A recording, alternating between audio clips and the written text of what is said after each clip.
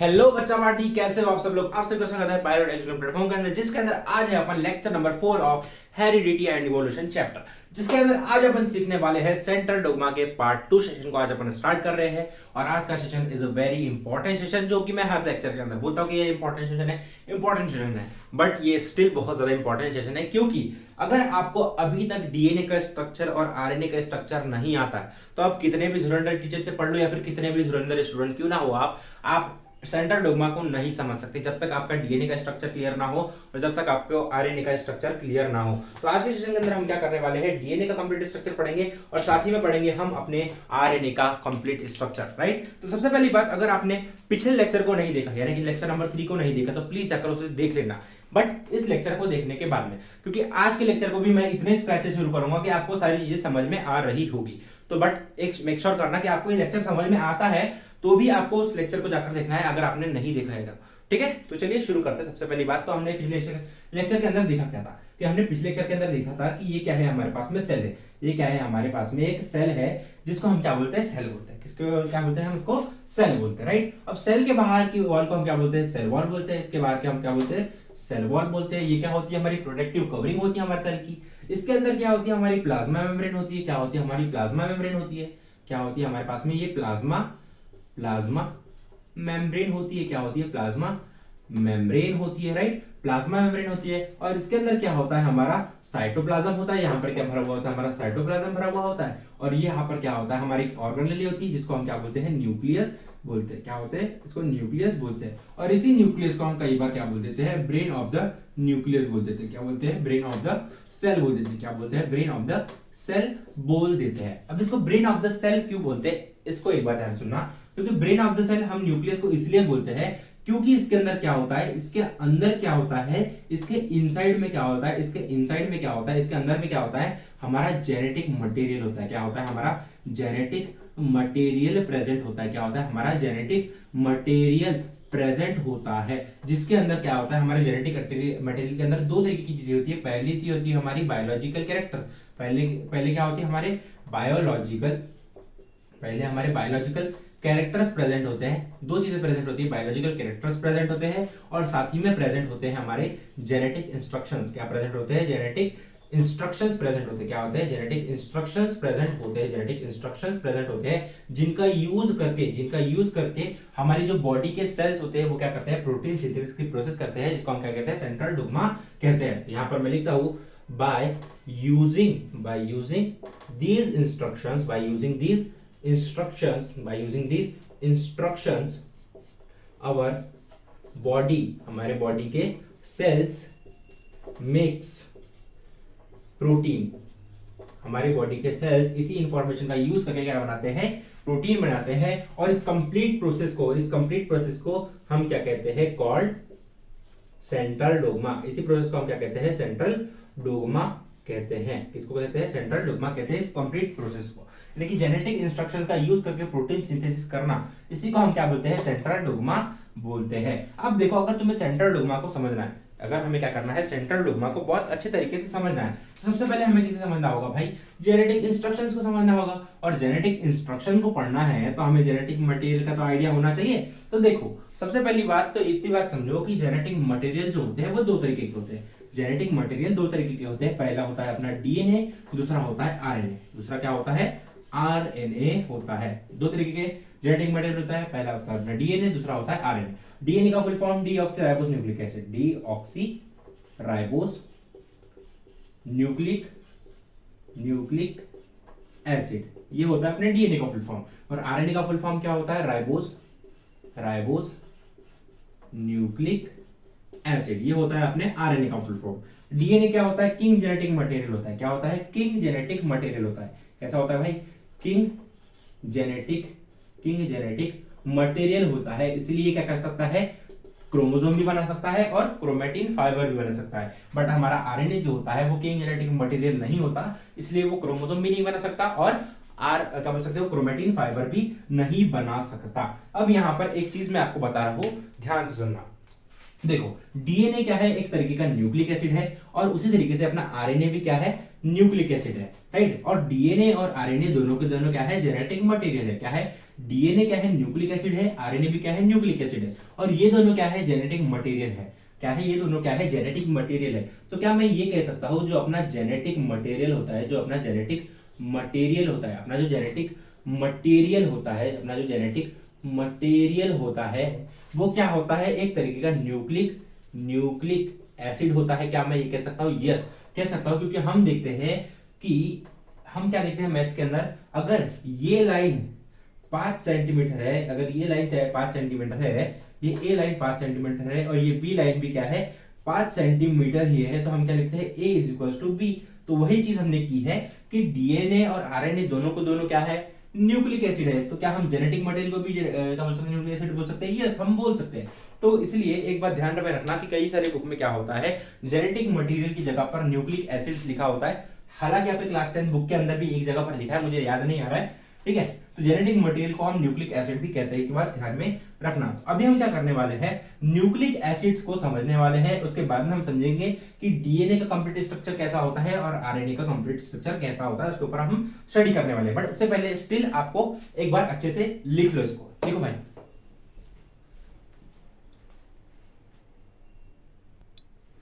तो चलो अब आगे बढ़ जाते हैं, मेरी बात ध्यान से सुनना। हमने देखा था अभी थोड़ी देर पहले कि जेनेटिक मटेरियल जो होता है उसी को हम क्या बोलते हैं, न्यूक्लिक एसिड बोलते हैं। क्या बोलते हैं? ये जो जेनेटिक मटेरियल होता है, अपना जो जेनेटिक मटेरियल होता है, जेनेटिक मटेरियल होता है, इसको हम इसी को हम we also called nucleic acid. हम इसे और भी क्या कह सकते हैं, न्यूक्लिक एसिड भी कहते हैं। कई बार हम इसे क्या कहते हैं, न्यूक्लिक एसिड भी क्यों कहते हैं, राइट? क्या कहते हैं, न्यूक्लिक एसिड कहते हैं। किसको? हम अपने जेनेटिक मटेरियल को ही हम क्या कहते हैं, न्यूक्लिक एसिड कहते हैं। अब ये जो न्यूक्लिक एसिड होता है ना, ये जो न्यूक्लिक एसिड होता है ना, ये किससे बना हुआ होता है, ये जो न्यूक्लिक एसिड है, ये बना हुआ होता है मेड अप ऑफ बहुत सारे न्यूक्लियोटाइड से मिलकर बना हुआ होता है। न्यूक्लियोटाइड्स, बहुत सारे न्यूक्लियोटाइड्स से मिलकर बना हुआ होता है। क्या बोला मैंने? ये जो अपना न्यूक्लिक एसिड है, ये किससे बना हुआ होता है, बहुत सारे न्यूक्लियोटाइड से मिलकर बना हुआ होता है। किससे बना हुआ होता है? बहुत सारे न्यूक्लियोटाइड से बना हुआ होता है। इसलिए हम इसे क्या कहते हैं, ऑल्सो कॉल्ड पॉलीन्यूक्लियोटाइड।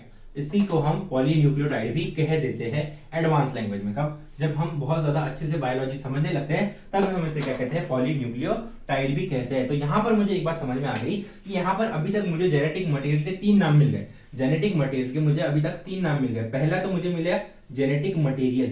पहले तो हमने देखा कि जेनेटिक मटेरियल जो होता है उसको हम क्या कहते हैं, न्यूक्लिक एसिड कहते हैं। क्या कहते हैं? न्यूक्लिक एसिड कहते हैं। क्या कहते हैं इसको? हम न्यूक्लिक एसिड कहते हैं। और जबकि ये न्यूक्लिक एसिड जो होता है वो बहुत सारे न्यूक्लियोटाइड से मिलकर बना हुआ होता है, इसीलिए हम इसी को क्या कहते हैं, पॉलीन्यूक्लियोटाइड कहते हैं। क्या कहते हैं? पॉलीन्यूक्लियोटाइड कहते हैं, पॉलीन्यूक्लियोटाइड भी कहते हैं। तो अगर आपसे कोई पूछे पॉलीन्यूक्लियोटाइड और जेनेटिक मटेरियल के अंदर डिफरेंस बताओ, तो उसको सीधा कहना कि पॉलीन्यूक्लियोटाइड और जेनेटिक मटेरियल कोई अलग चीज नहीं है, सेम चीज है। न्यूक्लिक एसिड और पॉलीन्यूक्लियोटाइड के अंदर कोई डिफरेंस पूछे तो फिर उसे तभी भी बोलना कि कोई डिफरेंस नहीं है, तीनों के तीनों सेम ही चीज है। All are same. ये पूरे के पूरे क्या है, जेनेटिक मटेरियल है। इतनी बात क्लियर। अब हम क्या करते हैं, देखो ये जो न्यूक्लियोटाइड्स होते हैं ना, ये जो न्यूक्लियोटाइड होता है, ये 3 चीजों से मिलकर बनता है। क्या बोला मैंने? ये जो अपना न्यूक्लियोटाइड होता है ये 3 चीजों से मिलकर बनता है। पहली तो चीज होती है मेड अप ऑफ 3 कंपोनेंट से, 3 कंपोनेंट से मिलकर बना हुआ होता है। 3 कंपोनेंट से मिलकर बना हुआ होता है। पहले होता है अपना नाइट्रोजनस बेस। पहला क्या होता है अपना नाइट्रोजनस बेस। पहला होता है अपना नाइट्रोजनस बेस। दूसरा होता है अपना फॉस्फेट, जिसको हम कई सारी बुक्स के अंदर क्या लिखा होता है, फॉस्फोरिक एसिड लिखा होता है। कई बार बहुत सारी बुक के अंदर फॉस्फोरिक एसिड लिखा हुआ होता है। और तीसरी कंपोनेंट जो होता है वो होता है पेंटोज शुगर। तीसरा कंपोनेंट होता है पेंटोज शुगर। ये 3 कंपोनेंट से पेंटोज शुगर, ये तीन कंपोनेंट से हमारा एक न्यूक्लियोटाइड बनता है। एक न्यूक्लियोटाइड बनता है, क्या बोला मैंने, एक नाइट्रोजनस बेस, राइट, एक फॉस्फेट और एक शुगर। जब मैं इन तीनों को मिलाऊंगा, एक नाइट्रोजनस बेस, एक फॉस्फेट और एक पेंटोस शुगर को जब मैं मिलाऊंगा, तब मुझे क्या मिलेगा, एक न्यूक्लियोटाइड मिलेगा।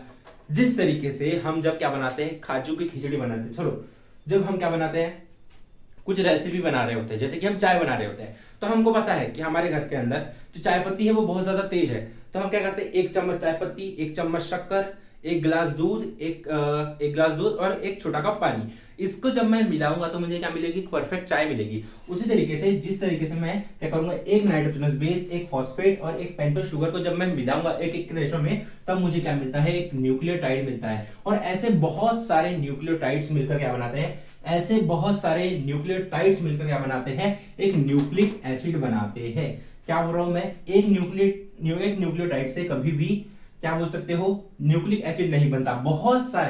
बहुत सारे न्यूक्लियोटाइड से मिलकर क्या बनता है, हमारा न्यूक्लिक एसिड बनता है, जिसको हम क्या बोलते हैं, जेनेटिक मटेरियल बोलते हैं। तो अगर आपको मैं क्रॉस क्वेश्चन करूं, कितने न्यूक्लियोटाइड मिलाकर बनाने से, सुनो, कितने न्यूक्लियोटाइड्स मिलकर जेनेटिक मटेरियल बनता है, अगर मैं आपसे पूछूं कितने न्यूक्लियोटाइड्स मिलकर जेनेटिक मटेरियल बनता है, तो आपका आंसर क्या होना चाहिए, आपका आंसर ऑप्शन नंबर ए, आपको यहां पर ऑप्शन दे देता हूं मैं, ऑप्शन नंबर ए मैनी,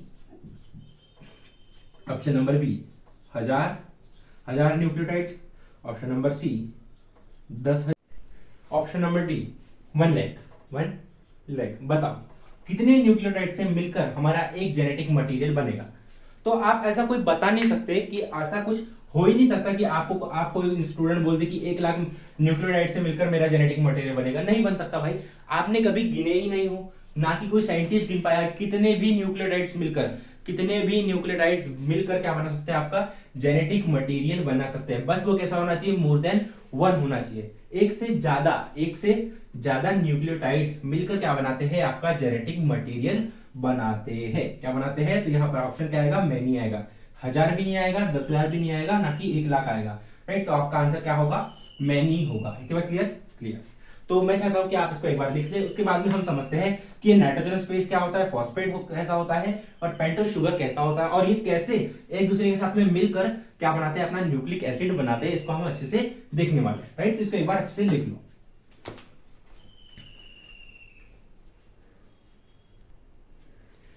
तो अभी हमने देखा कि जो हमारे न्यूक्लिक एसिड जो होता है वो बहुत सारे न्यूक्लियोटाइड से मिलकर बना हुआ होता है, राइट। हमने अभी क्या देखा कि हमारा जो न्यूक्लिक एसिड होता है, हमारा जो न्यूक्लिक एसिड होता है, जिसको हम क्या बोलते हैं, जेनेटिक मटेरियल बोलते हैं। ये किससे बना हुआ होता है, मेड अप ऑफ बहुत सारे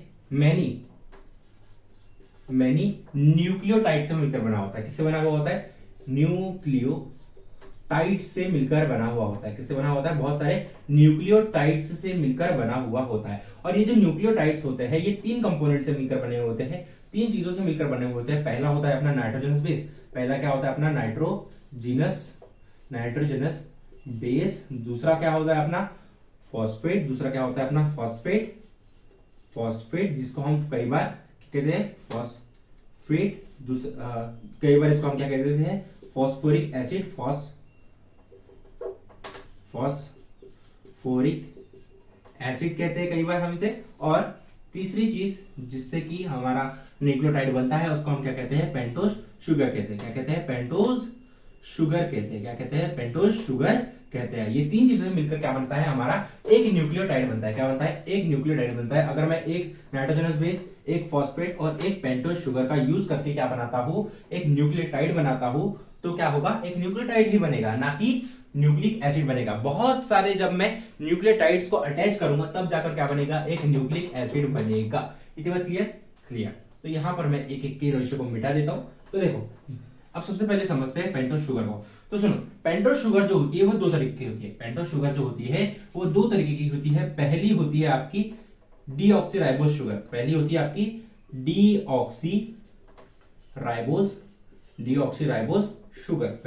आपकी डीऑक्सीराइबोस शुगर होती है। और दूसरी टाइप की शुगर होती है आपकी राइबोस शुगर।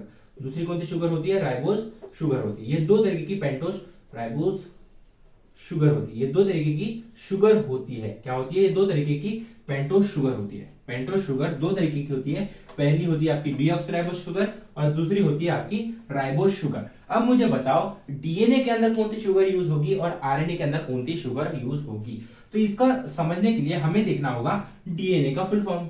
डीएनए का फुल फॉर्म हमने देखा कि डीएनए का फुल फॉर्म के अंदर क्या आता है?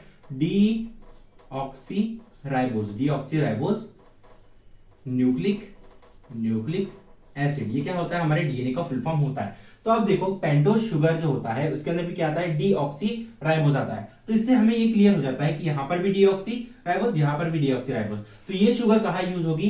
कहां यूज होगी? यूज्ड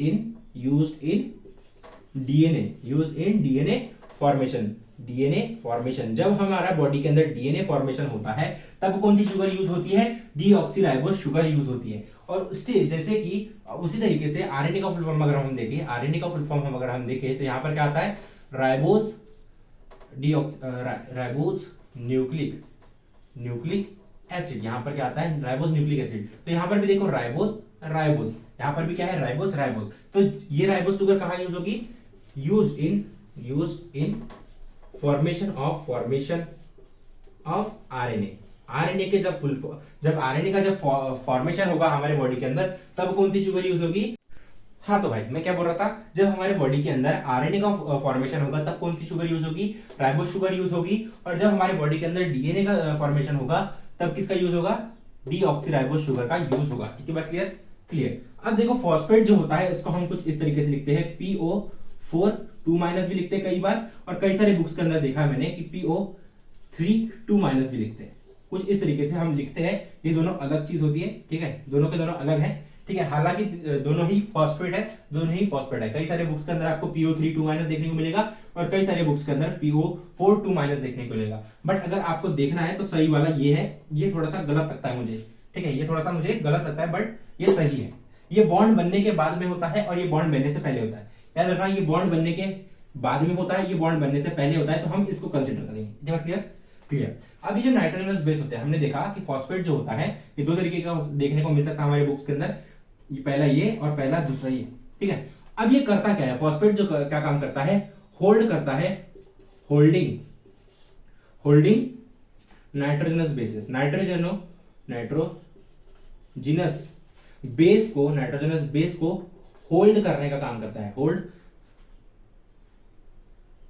होल्डिंग नाइट्रोजनस बेस, ये क्या करता है? नाइट्रोजनस बेस को होल्ड करने का काम करता है। क्या करता है? नाइट्रोजनस बेस को पकड़ के रखने का काम करता है। क्या करता है? पकड़ के रखने का काम करता है। ये बात क्लियर, ठीक है। अब मेरी बात ध्यान से सुनना। अगर मैं क्या करूं फॉस्फेट और शुगर को मिला दूं, अगर मैं फॉस्फेट और पेंटोस शुगर को मिला दूं, क्या करूं? पेंटोस शुगर को मिला दूं, अगर मैं क्या करूं? फॉस्फेट और पेंटोस शुगर को मिला दूं तो मुझे क्या मिलती है? बैकबोन मिलती है। क्या मिलती है? बैकबोन मिलती है। क्या मिलती है? बैकबोन मिलती है। क्या मिलती है? बैकबोन मिलती है। क्या होती है ये बैकबोन? ध्यान सुनना, क्या होती है ये बैकबोन? बैकबोन को अगर तुम्हें देखना है तो तुम्हें देखना होगा डीएनए का स्ट्रक्चर। ये क्या है? आपका डीएनए है। ये क्या है? आपका डीएनए है। ये क्या है? आपका डीएनए है। तो ये जो डीएनए है इसके अंदर ये जो डंडे है ना, ये जो डंडे है ये अलग है। ये डंडे जो है ये अलग चीज होती है। बट जो ये आपको स्ट्रैंड दिख रही है, ये जो स्ट्रैंड दिख रही है जिससे कि ये डंडे लगे हुए हैं, क्या बोला मैंने? ये जो स्ट्रैंड है जिससे कि ये अंदर डंडे लगे हुए हैं, इसको हम क्या कहते हैं? बैकबोन कहते हैं। फॉर एग्जांपल देखो, ये क्या है? डीएनए के अंदर का डंडा है। डीएनए के अंदर का डंडा है और इस डंडे से, ये डंडा किससे अटैच है? ये दो स्ट्रैंड से अटैच है। ये दो स्ट्रैंड्स हो गई और ये क्या होगा? अपने बीच के अंदर का डंडा हो गया। तो ये जो स्ट्रैंड है ना, ये जो स्ट्रैंड है जिससे कि अपना ये अंदर का डंडा कनेक्टेड है, इसको हम क्या कहते हैं? बैकबोन कहते हैं। इसको हम क्या कहते हैं? बैकबोन कहते हैं। जिससे कि हमारा ये जो डीएनए का अंदर का डंडा है वो क्या है? अटैच है। इसको हम क्या कहते हैं? बैकबोन कहते हैं। और ये बैकबोन किससे बनती है? फॉस्फेट और पेंटोस शुगर दोनों से मिलकर क्या बनती है? हमारी बैकबोन बनती है। अब बोला ये पेंटोस शुगर और फॉस्फेट से मिलकर क्या बनती है? हमारी बैकबोन बनती है, ठीक है। अब मेरी बात ध्यान से देखो, नाइट्रोजन, ये फॉस्फेट का फंडा क्लियर और पेंटोस शुगर का फंडा भी क्लियर हो गया, ठीक है। यानी कि डीएनए के अंदर कौन सी शुगर होगी? डीऑक्सीराइबोज शुगर होगी। आरएनए के अंदर कौन सी शुगर होगी? राइबोज शुगर होगी। बट स्टिल फॉस्फेट दोनों के अंदर सेम होगा। फॉस्फेट डीएनए के अंदर भी होगा, डीएनए के अंदर भी होगा और आरएनए के अंदर भी होगा, आरएनए के अंदर भी होगा, डीएनए के अंदर भी होगा। क्या होगा? फॉस्फेट। दोनों के अंदर सेम फॉस्फेट होगा। बट पेंटोस शुगर जो होगी वो कैसी होगी? डीऑक्सीराइबोस डीएनए के अंदर होगी, राइबोस शुगर आरएनए के अंदर होगी। ये हो गया मेजर डिफरेंस हमारे डीएनए और आरएनए के अंदर, दोनों अलग चीज होगी। क्लियर? क्लियर। अब देखो नाइट्रोजनस बेस जो होते हैं, नाइट्रोजनस बेस जो होते हैं ये नाइट्रोजन कंटेनिंग कंपाउंड्स होते हैं। ये जो नाइट्रोजनस बेस होते हैं कैसे होते हैं? नाइट्रोजन कंटेनिंग कंपाउंड्स होते हैं। क्या होते हैं? नाइट्रोजन कंटेनिंग कंपाउंड्स होते हैं, जो कि आप पढ़ोगे कहां पर? आपके साइंस 1 के चैप्टर नंबर 10 के अंदर, जिसका नाम है कार्बन एंड इट्स कंपाउंड। तो उसके अंदर आपको कार्बन के कंपाउंड्स पढ़ने को मिलेंगे। बट साथ ही में आपको, अगर आपका टीचर अच्छा हो, ठीक है, तो मेरी तरह अगर आपका टीचर अच्छा हो तो आपको नाइट्रोजन कंटेनिंग कंपाउंड्स भी पढ़ा ही देगा, जो कि मैं पढ़ा रहा हूं भाई। नाइट्रोजन कंटेनिंग कंपाउंड्स आपको इसके अंदर पढ़ने होते हैं। तो देखो नाइट्रोजन कंटेनिंग कंपाउंड जो होते हैं वो दो तरीके के होते हैं। पहला तो होता है आपका प्यूरिन्स, पहले होते हैं आपके प्यूरिन्स और दूसरे होते हैं आपके पायरेमिडीन्स। दूसरे क्या होते हैं? आपके पायरेमिडीन्स। ये दो तरीके के नाइट्रोजन कंटेनिंग कंपाउंड्स होते हैं। क्या होते हैं? दो तरीके के नाइट्रोजन कंटेनिंग कंपाउंड्स होते हैं। कौन से? प्यूरिन्स और पायरेमिडीन्स। देखो यहाँ एक चीज मैं तुम्हें बता देता हूँ। देखो ये जो लेक्चर है ना बीच बीच में स्टॉप हो रहा है, मेरा कैमरा जो है वो बीच बीच में स्टॉप हो रहा है। तो आपको ऐसा लग रहा होगा कि सर कहीं जा रहे हैं, देख के आ रहे हैं, तो नहीं भाई, ऐसा कुछ नहीं है। ये सारी की सारी इन्फॉर्मेशन अपने अंदर फीड है पहले से, बाय गॉड गिफ्टेड, मेरे अंदर पहले से ही है। ये सब स्टोर है। मैं बहुत ज्यादा पढ़ा लिखा इंसान हूँ, तो ये मुझे पहले से आता है। ठीक है, ये बीच में ये क्या हो रहा है? ये कैमरा ऑफ हो रहा है ना, इसलिए थोड़ा सा डिस्टर्ब हो रहा है तुम्हें भी और मुझे भी। तो देखो मैंने क्या बोला, नाइट्रोजन बेस क्या होते हैं? नाइट्रोजन कंटेनिंग कंपाउंड्स होते हैं, जो कि दो तरीके के होते हैं। पहला होता है प्यूरिन, दूसरा होता है आपका पायरेमिडीन्स। क्या होता है? पायरेमिडीन्स होता है। अभी जो प्यूरिन्स होते हैं ये कैसा होता है? 9 मेंबर की रिंग होती है। कैसे होती है? 9 मेंबर रिंग होती है। कैसे होती है? 9 मेंबर की रिंग होती है, जो कि कुछ इस तरीके से हमें देखने को मिलती है। 9 मेंबर रिंग होती है, 9 मेंबर रिंग होती है। और ये प्यूरिन्स पायरेमिडीन्स होते हैं कैसे होते हैं? 6 मेंबर रिंग होते हैं। 6 मेंबर रिंग होती है, जो कि कुछ इस तरीके से हमें देखने को मिलती है, कुछ इस तरीके से हमें देखने को मिलती है। और ये जो प्यूरिन्स होते हैं वो कुछ इस तरीके से देखने को मिलते हैं। देखो कुछ इस तरीके से तुम्हें देखने को मिलेगा। क्या? प्यूरिन्स कुछ इस तरीके से देखने को मिलते हैं और पायरेमिडीन्स कुछ इस तरीके से हमें देखने को मिलते हैं। तो इसको एक बार अच्छे से लिख लो, उसके बाद में मैं तुम्हें बताता हूँ। देखो यहीं पर देख लो कि ये जो प्यूरिन्स होते हैं ये 9 मेंबर की रिंग होती है, कुछ इस तरीके से देखने को मिलती है। तो ये दो तरीके के होते हैं। और प्यूरिन्स जो होते हैं वो दो तरीके के होते हैं। पहला होता है आपका एडेनिन और दूसरा होता है आपका ग्वानिन। राइट, दूसरा होता है आपका ग्वानिन। और उसी तरीके से अपने जो पायरेमिडीन्स होते हैं वो कितने तरीके के होते हैं? 3 तरीके के होते हैं। पहला होता है आपका साइटोसिन, राइट। दूसरा होता है आपका थायमिन और third one is your uracil. ये 3 तरीके के पायरेमिडीन्स होते हैं, जिनकी जो कंपाउंड होता है वो 6 मेंबर का होता है। जिनका जो ये साइटोसिन, थायमिन और यूरासिल का जो कंपाउंड होता है, साइटोसिन अलग कंपाउंड, थायमिन अलग कंपाउंड, यूरासिल अलग कंपाउंड। और इन तीनों अलग अलग कंपाउंड को अगर देखा जाए तो ये 6 मेंबर की रिंग बनाकर बैठे हुए होते हैं। राइट, उसी तरीके से अपना जो प्यूरिन्स होते हैं, यानी कि एडेनिन और ग्वानिन जो होते हैं, ये भी 9 मेंबर की रिंग होती है। एडेनिन अलग होता है, ग्वानिन अलग होता है, बट स्टिल उनकी जो रिंग होती है वो 9 मेंबर की होती है और वो कुछ इस तरीके से हमें देखने को मिलता है। क्लियर।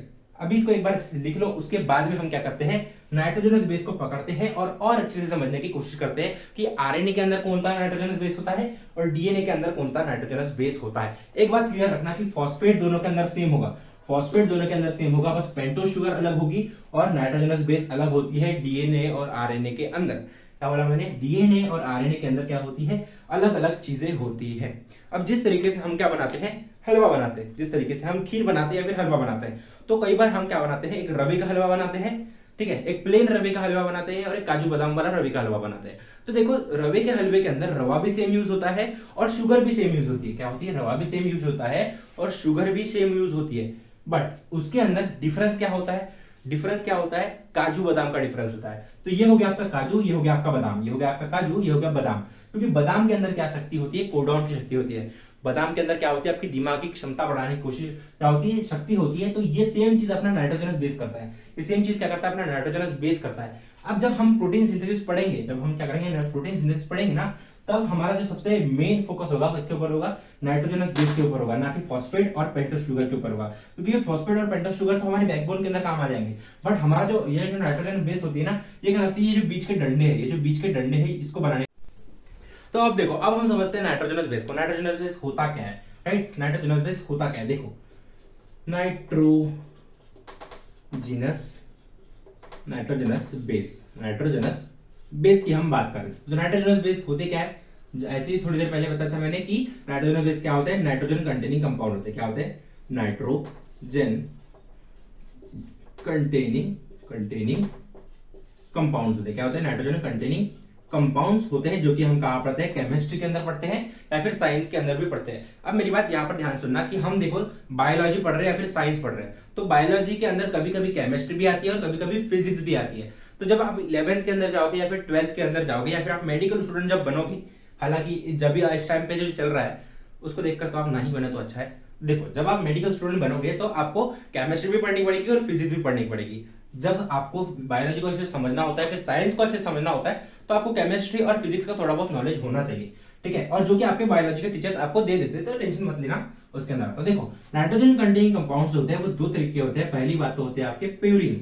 पहले क्या होते हैं, आपके प्यूरिन्स होते हैं। पहले होते हैं आपके प्यूरिन्स और दूसरे होते हैं आपके पायरेमिडीन्स। दूसरे क्या होते हैं, आपके पायरेमिडीन्स। ये दो तरीके के आपके नाइट्रोजन कंटेनिंग कंपाउंड्स होते हैं। क्या होते हैं, नाइट्रोजन कंटेनिंग कंपाउंड्स होते हैं। प्यूरिन्स जो होते हैं वो दो तरीके के होते हैं। पहला होता है आपका एडेनिन, पहला होता है आपका एडेनिन, जिसको हम डिनोट करते हैं ए से, राइट? और उसी तरीके से दूसरा आपका प्यूरिन होता है ग्वानिन, इसको हम डिनोट करते हैं जी से, राइट? इससे हम किसको डिनोट करते हैं, जी से डिनोट करते हैं। उसी तरीके से अपना जो पायरेमिडीन होता है वो तीन तरीके का होता है। पहला होता है आपका साइटोसिन, राइट? दूसरा होता है आपका थाइमीन, और तीसरा होता है आपका यूरासिल। तीसरा होता है आपका यूरासिल। इसको हम साइटोसिन को डिनोट करते हैं सी से, थाइमीन को डिनोट करते हैं टी से, और यूरासिल को डिनोट करते हैं यू से, राइट? ये तीन तरीके के पायरेमिडीन्स हो गए और ये दो तरीके के प्यूरिन्स हो गए। इनका अगर स्ट्रक्चर बनाने जाओ तो ये हमको दिखते हैं 9 मेंबर की रिंग के साथ में।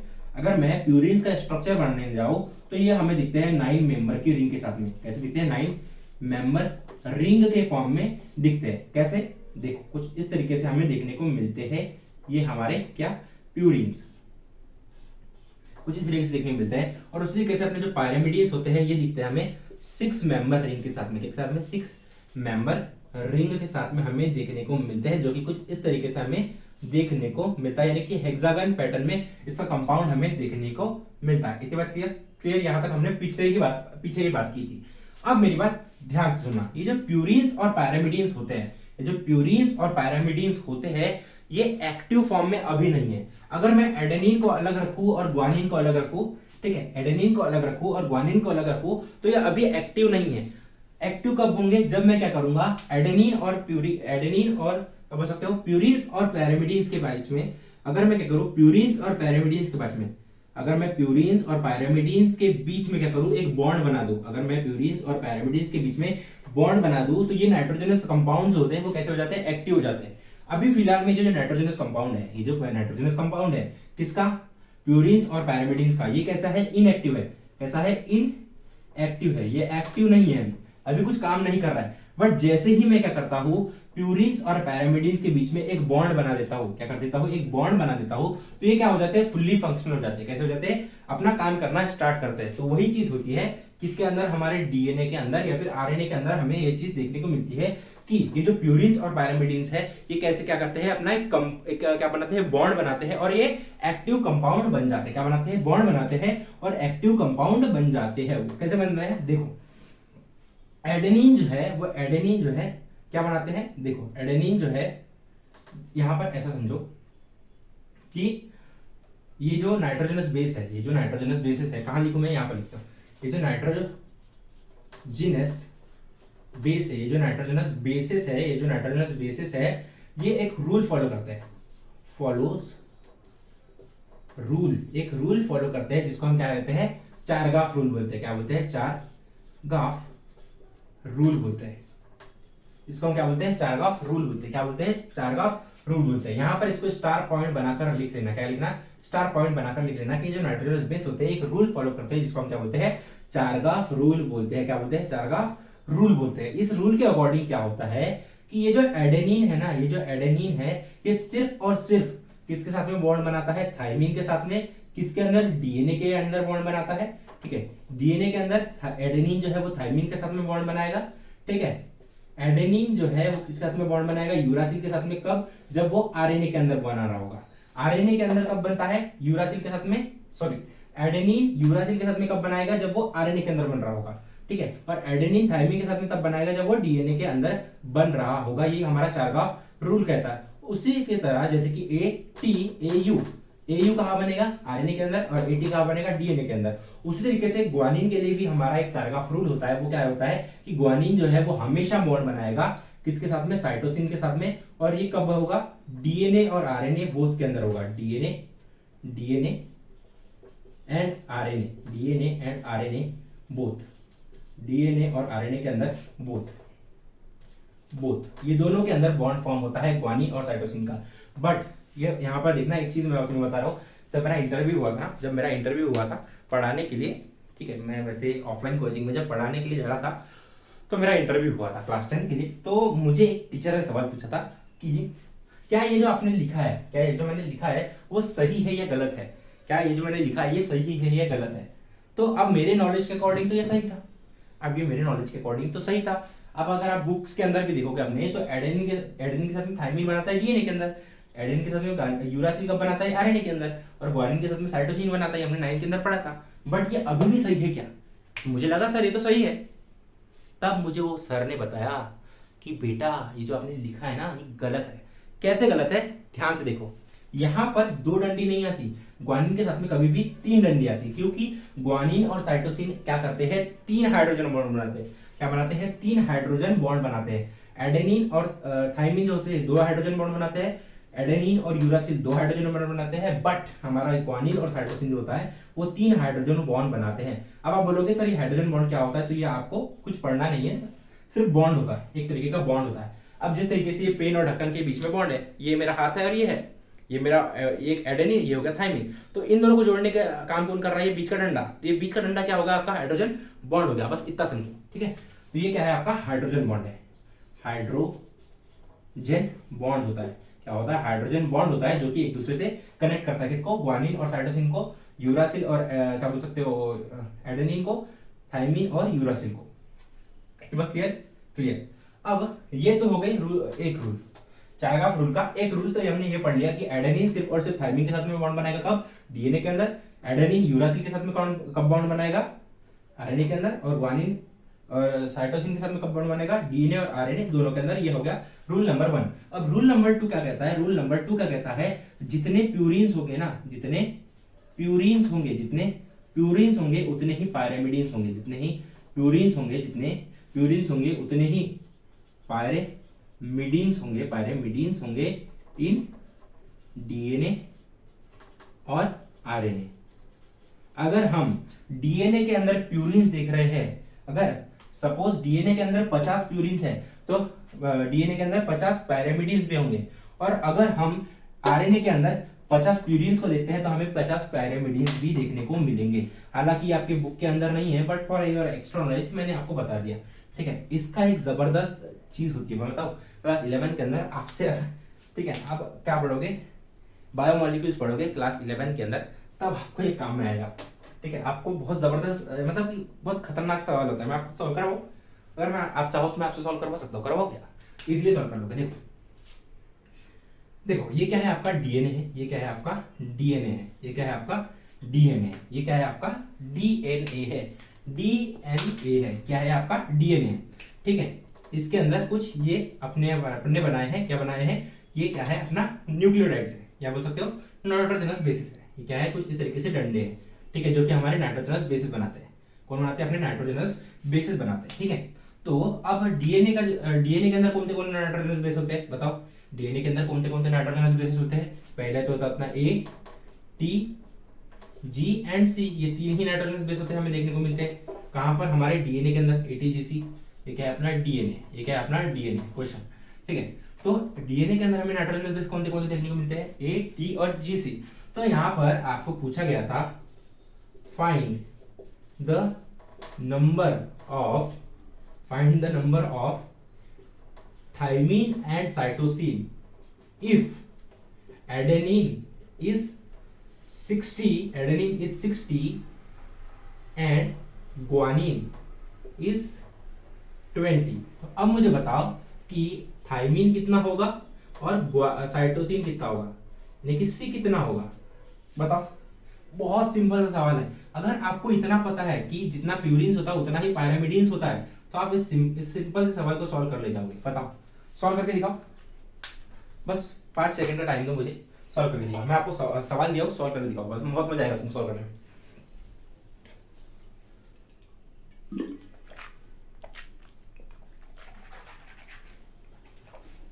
कर लिया लाडो, कर लेगा भाई? नहीं किया? देख सिंपल सा बहुत ज्यादा सिंपल सा। देख कितना प्यूरिन्स उतना ही कितना होगा पायरामिडीन्स। क्या होगा? जितना प्यूरिन्स होगा उतना ही क्या होगा पायरामिडीन्स होगा। तो यहाँ पर देख जितना ए होगा, यहाँ पर क्या मैंने बोला, एडेनिन क्या है अपना प्यूरिन है और थायमिन क्या है अपना पैरामिडिन है। एडेनिन क्या है अपना प्यूरिन है और पैरामिडिन क्या है अपना थायमिन है, यानी कि जितना एडेनिन होगा उतना ही थायमिन होगा। क्या बोला मैंने? जितना एडेनिन होगा उतना ही क्या होगा अपना थायमिन होगा। तो थायमिन कितना होगा यहाँ पर, ए कितना है, एडेनिन कितना है 60, तो टी भी कितना होगा 60, यानी कि थायमिन कितना होगा 60। उसी तरीके से देखो ग्वानिन क्या है, प्यूरिन है और साइटोसिन क्या है, पैरामिडिन है। जितना प्यूरिन उतना ही पैरामिडिन, तो साइटोसिन भी कितना होगा भाई 20 होगा, क्योंकि यहाँ पर भी क्या है 20। हो गया सॉल्व क्वेश्चन, हो गया सॉल्व क्वेश्चन। आपको मिल गया +4 मार्क्स मिल गए। और ये क्वेश्चन कहाँ का है मैं तुम्हें बताऊं? कहाँ का है मैं तुम्हें बताऊं? बताओ क्या? बताओ। ये है क्वेश्चन आपके नीट का, ये है क्वेश्चन आपके नीट एग्जाम का। तो आप सोच सकते हो आप क्लास 10 में होकर आप नीट के क्वेश्चन उड़ा रहे हो, तो क्या ही बात हो गई आपके लिए। तो चलिए आगे बढ़ते हैं। आप अभी हमने देखा, क्या देखा, एक बार क्विक रिवीजन कर लेते हैं कि नाइट्रोजन और बेस नाइट्रोजन कंटेनिंग कंपाउंड्स होते हैं। पहला होता है पायरियंस और दूसरा होता है पैरामिडिन्स। ये दोनों बॉन्ड बनाते हैं और क्या बन जाते हैं, फुल्ली फंक्शनल बन जाते हैं। ठीक है, हालांकि तो ये इनएक्टिव फॉर्म में प्रेजेंट होते हैं। ठीक है, प्यूरिन्स दो तरीके के होते हैं, एडेनिन ग्वानिन, जिनको हम ए से और जी से दिखाते हैं।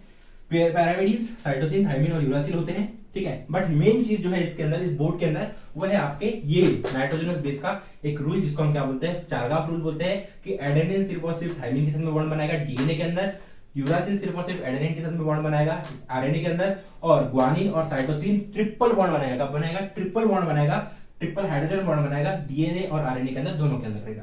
ठीक है, ये बात क्लियर। एडेनिन और थायमिन जो होता है वो डबल बॉन्ड बनाता है और एडेनिन यूरासिल तो वो भी डबल बॉन्ड बनाता है। ये बात क्लियर।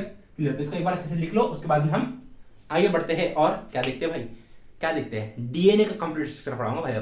अब मैं क्या पढ़ाऊंगा? डीएनए का कंप्लीट स्ट्रक्चर पढ़ाऊंगा। ठीक है, वैसे तो इसके बारे में तुम्हें एक चीज दिखाने वाला हूं जो कि बहुत मजेदार चीज है, तो इसको एक बार लिख लो।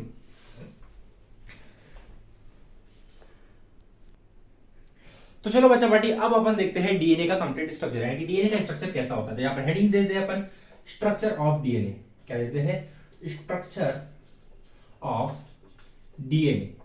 स्ट्रक्चर ऑफ डीएनए अभी हम देखने जा रहे हैं। तो सबसे पहले एक सवाल, आपसे छोटा सा सवाल पूछना चाहूंगा, डीएनए क्या है? What is a DNA? तो डीएनए एक छोटा सा सिंपल सी चीज है कि डीएनए क्या है, एक न्यूक्लिक एसिड है। ये क्या है? न्यूक्लिक। डीएनए क्या है? न्यूक्लिक एसिड है। डीएनए क्या है? न्यूक्लिक एसिड है। क्या है? डीएनए क्या है? न्यूक्लिक एसिड है। और ये न्यूक्लिक एसिड किससे बना हुआ होता है? मैनी न्यूक्लियोटाइड से। मैनी बहुत सारे न्यूक्लियोटाइड से मिलकर बना हुआ होता है। न्यूक्लियोटाइड से मिलकर बना हुआ होता है कौन? अपना न्यूक्लिक एसिड, यानी कि अपना डीएनए जो है वो कैसे बना होगा? बहुत सारे न्यूक्लियोटाइड से मिलकर बना हुआ होगा। यहीं से हमने बैकवर्ड ट्रेसिंग करके पता कर लिया कि न्यूक्लिक एसिड क्या है? अपना डीएनए क्या है? अपना न्यूक्लिक एसिड है। तो ये भी किससे बना हुआ होगा? बहुत सारे न्यूक्लियोटाइड से मिलकर बना होगा। हमने ये बैकवर्ड ट्रेस करके पता कर लिया, और यही साइंस है। साइंस कोई बड़ी चीज नहीं है, ये बैकवर्ड ट्रेसिंग है। क्या है? हम साइंस के अंदर क्या पढ़ते हैं? अपने पास्ट को पढ़ते हैं और फ्यूचर को पढ़ते हैं, प्रेजेंट को नहीं पढ़ते। हम क्या पढ़ते हैं? पास्ट को पढ़ते हैं और प्रेजेंट, क्या बोलते हैं, पास्ट प्रेजेंट फ्यूचर, ये तीनों चीजों को पढ़ते हैं भाई। ठीक है, बट मेरी नजर में हम जितना आपका क्लास 10th है उसके अंदर हम सिर्फ और सिर्फ पास्ट को पढ़ रहे हैं। ठीक है, क्लास 10 के अंदर हम सिर्फ और सिर्फ पास्ट को पढ़ते हैं साइंस के, राइट। तो देखो डीएनए क्या है? न्यूक्लिक एसिड है। डीएनए क्या है? न्यूक्लिक एसिड है। और न्यूक्लिक एसिड किससे बनता है? बहुत सारे न्यूक्लियोटाइड से मिलकर बनता है। तो डीएनए भी किससे बनेगा? बहुत सारे न्यूक्लियोटाइड से बनेगा। किससे बनेगा? बहुत सारे न्यूक्लियोटाइड टाइड से बनेगा। अब फिर हमने देखा था भाई कि न्यूक्लियोटाइड जो होता है वो 3 तीरों से मिलकर बनता है। किनसे? 3 तीगाड़ा से बनता है। कौन थे सर? पहला होता है आपका नाइट्रोजनस बेस, पहला होता है आपका नाइट्रोजिनस बेस, इससे मिलकर बनता है सर। ये तो होगा पहला कंपाउंड सर। दूसरा क्या होगा सर? फॉस्फेट। दूसरा क्या होगा आपका? फॉस्फोरिक एसिड, फॉस्फोरिक एसिड से मिलकर बनता है सर, जिसको हम क्या लिखते हैं सर? PO3 लिखते हैं सर। क्या बात क्लियर सर? Clear sir. और तीसरा कंपोनेंट कौन सा होता है सर? हमारा होता है sir pentose sugar, pentose sugar. ये 3 कंपोनेंट से मिलकर हमारा क्या बनता है सर? एक न्यूक्लियोटाइड बनता है सर। तो अगर मैं क्या करूं, बहुत सारे न्यूक्लियोटाइड्स को मिला दूं, अगर मैं क्या करूं, बहुत सारे न्यूक्लियोटाइड्स को मिला दूं सर, तो मुझे क्या मिलेगा? न्यूक्लिक एसिड, यानी कि क्या मिलेगा? डीएनए मिलेगा सर। तो सर हमने देखा था सर कि न्यूक्लिक एसिड तो 2 तरीके का होता है, पहले तो होता है अपना आरएनए और दूसरा होता है डीएनए। तो अब इन दोनों के अंदर डिफरेंस क्या होता है सर? हमने देखा था सर, अभी इसके पहले देखा था सर कि डीएनए के अंदर जो होता है वो पेंटोज शुगर के अंदर 2 तरीके की शुगर होती है सर। पहली होती है अपनी डीऑक्सीराइबोज शुगर, पहली कौन सी होती है? डीऑक्सीराइबोज शुगर होती है सर, डीऑक्सीराइबोज शुगर होती है सर। और दूसरी क्या होती है सर? दूसरी कौन सी होती है सर? राइबोज शुगर होती है सर, राइबोज शुगर होती है सर। तो ये तो हमें पता चल गया सर कि जब आरएनए बनता है तो राइबोज शुगर यूज होती है, जब आरएनए बनता है तो राइबोज शुगर यूज होती है, और डीएनए जब बनता है तो डीऑक्सीराइबोज शुगर यूज होती है। तो सर यहां से क्लियर हो रहा है सर कि न्यूक्लिक एसिड भले ही 2 तरीके के होंगे, बट जब डीएनए बनेगा तो किसका यूज होगा? डीऑक्सीराइबोज शुगर का यूज होगा सर। और फॉस्फेट तो सर, फॉस्फोरिक एसिड तो सर चलता फिरता डॉन है सर, हर गली मोहल्ले में इसको जाना जाता है। तो ये आरएनए के अंदर भी होता है सर और डीएनए के अंदर भी होता है, तो ये दोनों के अंदर हमें देखने को मिलता है सर। उसी तरीके से नाइट्रोजनस बेस जो होते हैं, अगर हम डीएनए के अंदर देखेंगे, डीएनए के अंदर अगर हम देखेंगे नाइट्रोजनस बेस, तो होता है अपना एडेनिन, ठीक है। दूसरा होता है guanine, cytosine and thymine sir. ये 4 तरीके के नाइट्रोजनस बेस हमें देखने को मिलते हैं सर। पहले 2 क्या है अपने? एडेनिन और ग्वानिन प्यूरिन्स है सर। क्या है? एडेनिन और ग्वानिन क्या है अपने? प्यूरिन्स है। और साइटोसिन और थायमिन क्या है अपने? पायरेमिडीन्स है सर, पायरेमिडीन्स है सर।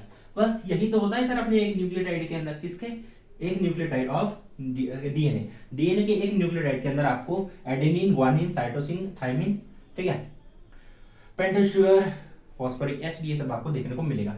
चलो अब न्यूक्लियोटाइड बनाते हैं। किसका? एक न्यूक्लियोटाइड बनाते हैं अपने डीएनए का एक न्यूक्लियोटाइड बनाया जाएगा। तो अब इसको बनाने की एक सिंपल सी ट्रिक है, आपको ये सब याद करने की जरूरत ही नहीं पड़ेगी, आपको इतना खोलने की जरूरत नहीं पड़ेगी। आपको मैं बस एक लाइन बताऊंगा और वो आपको पहले से आती है। अगर आपको डीएनए का न्यूक्लियोटाइड बनाना है, तो आपको कुछ याद करने की जरूरत नहीं, आपको पहले से याद है। कैसा लगा मेरा जलवा? कैसा लगा मेरा मजाक? तो देखो वो कैसे याद है मैं तुम्हें बताता हूँ। तुम सभी को पता है कि डीएनए का फुल फॉर्म क्या है? डीएनए का फुल फॉर्म है हमारे पास डीऑक्सी राइबोज न्यूक्लिक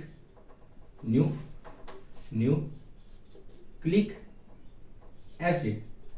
क्या है? डीऑक्सी राइबोज न्यूक्लिक, यहां पर गड़बड़ हो जाती है, न्यूक्लिक एसिड। क्या है हमारे पास में? डीएनए का फुल फॉर्म क्या है? Deoxyribose nucleic acid, deoxyribose nucleic acid. क्या है? Deoxyribose nucleic acid. क्या है डीएनए का full form? Deoxyribose nucleic acid. अभी जैसे कि मैंने तुम्हें कहा कि अगर तुम्हें डीएनए का न्यूक्लियोटाइड बनाना है, तुम्हें कुछ याद करने की जरूरत ही नहीं है। तो देखो कैसे याद करने की जरूरत नहीं है? डीऑक्सीराइबोज तो समझ में आता है कि यहाँ पर कौन सी शुगर यूज होगी?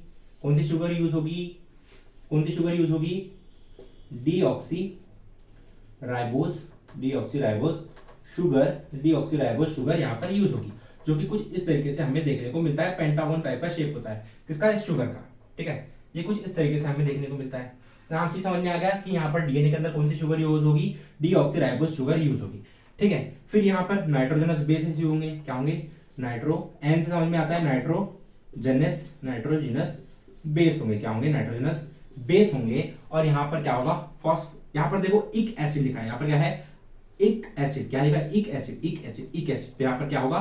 फॉस्फोरिक एसिड भी होगा, क्या होगा, फॉस्फोरिक एसिड भी होगा, क्या होगा, फॉस्फोरिक एसिड भी होगा, जिसको हम लिखते हैं PO3 2 माइनस लिखते हैं, क्या लिखते हैं, PO3 2 माइनस लिखते हैं, क्या लिखते हैं, PO3 2 माइनस लिखते हैं। अब मेरी बात ध्यान से सुनना, अब मेरी बात ध्यान सुनना, यहां पर मैं एक न्यूक्लियोटाइड बना रहा हूं, किसका, डीएनए का, जो कि कुछ इस तरीके से देखने को मिलता है। इसका डायग्राम देखो,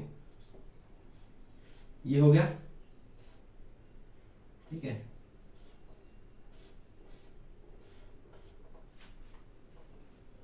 अब क्या होगा भाई, तो गड़बड़ा गया भाई, I was totally confuse, my bro. अब क्या होगा, ओह माय गॉड, मैं तो भूल गया भाई, अब कैसा करें, कैसा कुछ नहीं करते सर, सिंपल सी चीज है सर, डरो मत, पहली चीज तो आप डरो मत सर, डरोगे तो क्या होगा सर, कुछ नहीं होगा सर, आप भूल गए हो तो भूल जाओ ना सर, कोई बात नहीं है। अरे नहीं बचवा, आपको पढ़ाना है मुझे, तो आपको पढ़ाना है तो मुझे पता तो होना चाहिए ना सर, आपको नहीं पता है, नहीं पता है सर, तो फिर याद क्यों नहीं आ रहा है सर। अरे सर वो एंजाइटी होती है ना सर, एंजाइटी, तो वो क्या होता है, एंजाइटी के मारे ना मैं मुझे खून फेंकने लगता हूँ सर, और वो खून फेंकने लगने की वजह से मैं कमजोर हो जाता हूँ सर। अरे हट तोरी माई के चचनवा। देखो सिंपल सी चीज है, यहाँ पर क्या होता है,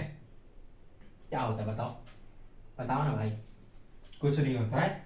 देखो यहां पर लगता है आपका फॉस्फेट PO3 2 माइनस लगता है, ठीक है, नहीं गलत हो रहा है, इसको ऐसे समझो, देखो ये हो गया आपका PO3 2 माइनस हो गया, ठीक है, यहां से आपका लगता है शुगर, यहां से लगता है आपका शुगर, यहां से लगता है आपका पेंटोस शुगर, ये हो गया आपका पेंटोस शुगर, कौन सा वाला शुगर भाई, पेंटोस शुगर है, ठीक है, जिसको हम क्या बोलते हैं, डीऑक्सीराइबोस शुगर बोलते हैं, इसको बोलते हैं डीऑक्सीराइबोस शुगर बोलते हैं। और यहां से कनेक्ट होता है आपका नाइट्रोजनस बेस, यहां से क्या कनेक्ट होता है आपका नाइट्रोजनस बेस होता है, जिसको मैं अभी से कुछ इस तरीके से बनाऊंगा, आपको अभी से हर डायग्राम में कुछ इस तरीके से देखने को मिलेगा, क्योंकि यहाँ पर मैं ए भी लिख सकता हूँ, ठीक है, यहाँ पर मैं कुछ इस तरीके से लिखूंगा तो मैं यहाँ पर जी भी लिख सकता हूँ, राइट, कुछ इस तरीके से लिखूंगा तो यहाँ पर मैं क्या लिख सकता हूँ, टी भी लिख सकता हूँ, और क्या लिख सकता हूँ भाई, सी भी लिख सकता हूँ,